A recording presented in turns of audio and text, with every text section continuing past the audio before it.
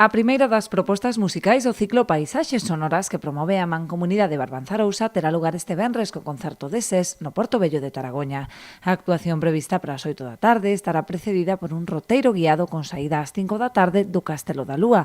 Aqueles que desexen participar nesta actividade organizada polo Concello de Rianxo deberán inscribirse previamente no Departamento de Turismo. O sábado tocaralle a Quenda Leilía, que inclúe Boiro na súa xira de despedida dos escenarios cun concerto á 1 da tarde no Parque da Cachada.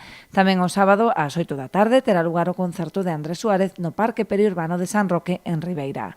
Xavier Díaz e as Adufeiras os Salitres serán os encargados de pechar este ciclo sonoro, cunha sesión vermú o domingo a 1 na contorna da Praia Pobrense dos Areos.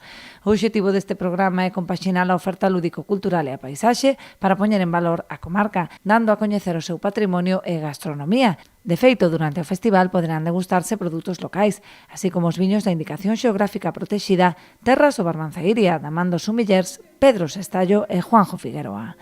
Aínda quedan entradas dispoñibles para os concertos que se poden adquirir a través da web ataquilla.com.